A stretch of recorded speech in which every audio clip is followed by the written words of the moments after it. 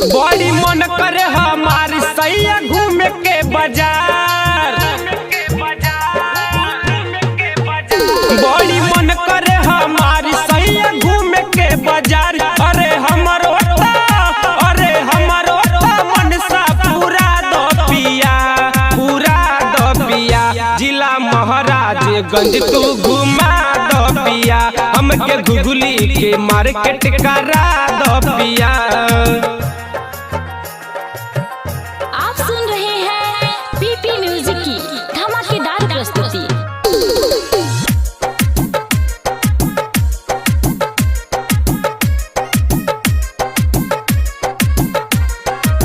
शीशम से किनब राजा होठवा के लाली, होठवा के लाली राजा होठवा के लाली। घुघुली सलाई पिया बिंदिया बवाली, बिंदिया बवाली पिया बिंदिया बवाली।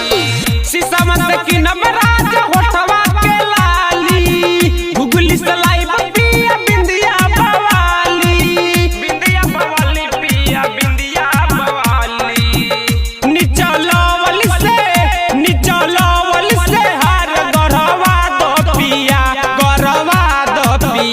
जिला महाराजगंज तू घुमा दो पिया, हमके घुघुली के मार्केट करा दो पिया।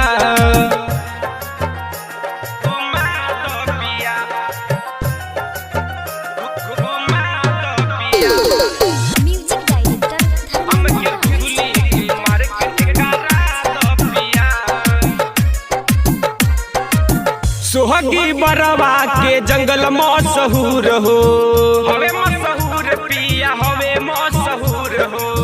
देखे खातिर भिड़िया लागेला भरपूर हो, लागे भरपूर पिया लागे भरपूर हो। सोहगी बरवा के जंगल मशहूर हो, देखे खातिर भिड़िया लागेला भरपूर हो, लागे भरपूर पिया लागे भरपूर हो। टहिया के मेला देखा दो पिया, देखा दो पिया। जिला महाराजगंज तू घुमा दो पिया, भोले बाबा के दर्शन करा दो पिया।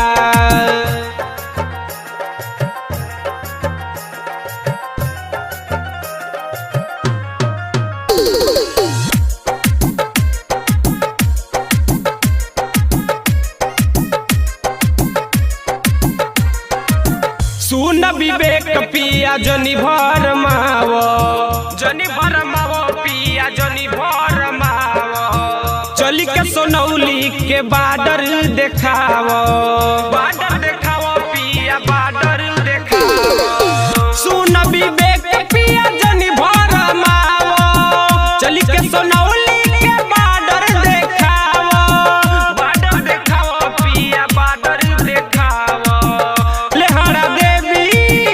लेहरा देवी के दर्शन करा दो पिया, करा दो पिया। जिला महाराजगंज तू घुमा दो पिया, हमके घुघुली के मार्केट करा दो पिया। बड़ी मन करे हमारी सैया घूमे के बाजार। अरे हमारो मनसा पूरा दो पिया, पूरा दो पिया। जिला महाराजगंज तू घुमा दो पिया, हमके घुघुली के मार्केट करा दो पिया।